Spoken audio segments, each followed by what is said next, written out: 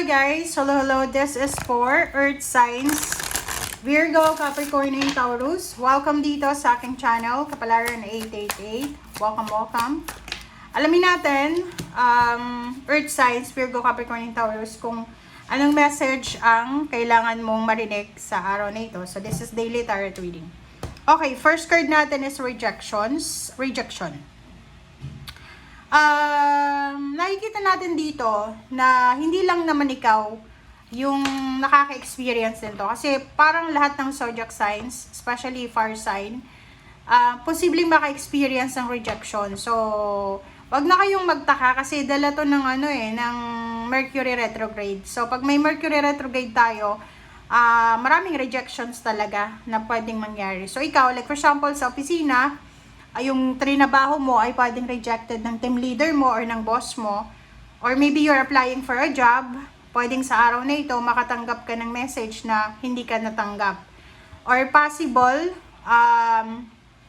about sa health, yung clearance na lang sa health mo, medical na lang yung kailangan, and doon ka pa magka-problema. So eto yung message, first message para sa Earth sign, Virgo, Capricorn, and Taurus. Maybe you're applying for a promotion, for a loan, rejected ka. So, nakikita ko sa'yo dito, merong mga earth signs, Virgo, Capricorn, and Taurus na posibleng nanonood siguro kayo ng balita, nakatutok kayo sa social media. So, nakikita nyo yung gulo sa mundo. And nakikita ko sa'yo dito na parang medyo nawawalan ka ng pag-asa sa araw na ito. Medyo nagiging negative ka. Yung parang iniisip mo na kahit anong gawin mo, walang nangyayari. And you're a bit worried kung ano yung mangyayari bukas, makalawa, or next month. Alright? Okay, Earth signs. Page of Swords. Nine of Cups. The Tower, Judgment, Seven of Swords. Sa ilalim mo, Chariot, and Seven of Wands. So, nakikita ko sa'yo dito, pakicomment sa comment sections, may mga Earth signs, Virgo, Capricorn, and Taurus dito na, like, nandiyan ka sa bansa na magulo sa ngayon. Any bansa na magulo. And, akala mo, dyan ka na talaga, yayaman, or dyan ka na talaga, yan na talaga yung pinaka way out sa financial problems mo or emotional problems. But sabi ng baraha sa'yo dito na you need to be strong, okay? You need to be strong, you need to protect kung ano man ang kailangan mong proteksyonan sa ngayon. But there's a message here, also na Chariot. Sinasabi ng baraha sa'yo na huwag kang mawala ng pag-asa. Okay? Like for example lang ito ha. If, halimbawa lang, na yung lugar na kinaroroonan mo ngayon, medyo magulo, medyo nakakatakot na, you need to protect yourself. Okay? Strength, and then Seven of Wands. Kasi, sinasabi ng Chariot na to na yung success mo, yung victory mo, yung achievements mo, hindi lang naman nakadepende sa bansang yan, where you are currently located or working. So, ibig sabihin, malawak, huge, malawak, enormous, wide ang abundance ng universe. Kahit sa bansa, kahit saan ka pumunta, you will have the opportunity and possibility na maging Chariot, maging victorious. So, sa ngayon, protection. Unahin mo daw yung sarili mo, Seven of Wands, and kailangan mong unahin din yung health mo. Alright. Okay, Page of Swords and Nine of Cups, the Tower. So, maybe this is your situation, rejected. Yung parang feeling rejected ka. Feeling mo rejected ka. Feeling mo, lahat ng tao ay ang tawag doon, nagko-connive sila eh. They are ganging up against you. Diba? Parang ang pakiramdam mo dito, Earth signs, ay hindi pumapabor sa'yo yung pagkakataon.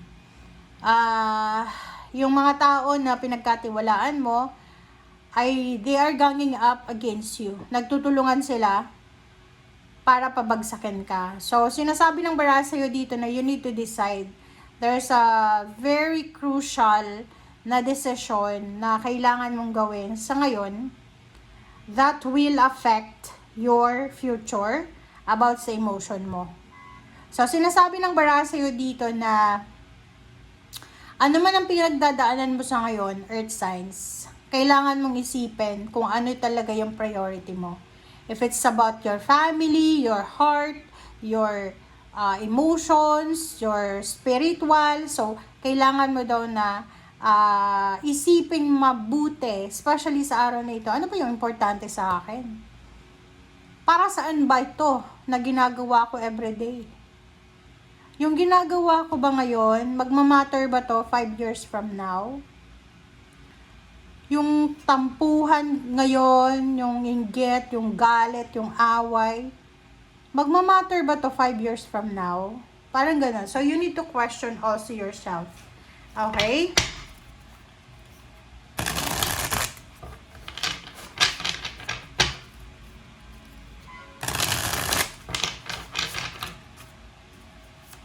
Okay, so let's clarify.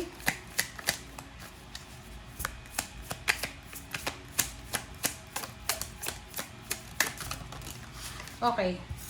Dalawa yung chariot mo. So, sinasabi ng Bara sa'yo na self-discipline and willpower yung kailangan mo sa ngayon para makuha mo yung importante na achievements na minamanifest mo. So, yun, sinasabi ng Bara.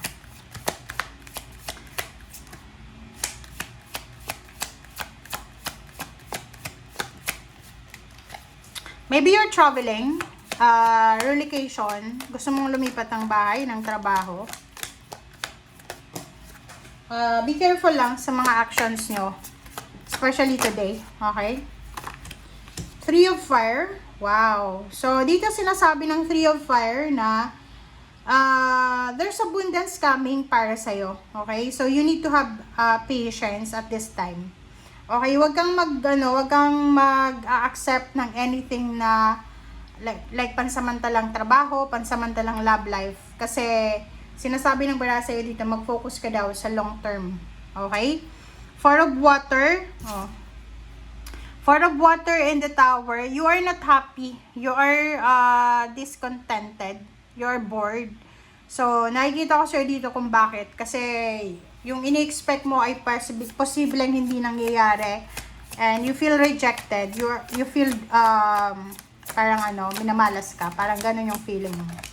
Alright, and last card natin is Magician. So this is Archangel Raziel. Sinasabi ng Bara dito na you need to be ready. Kailangan maging handa ka.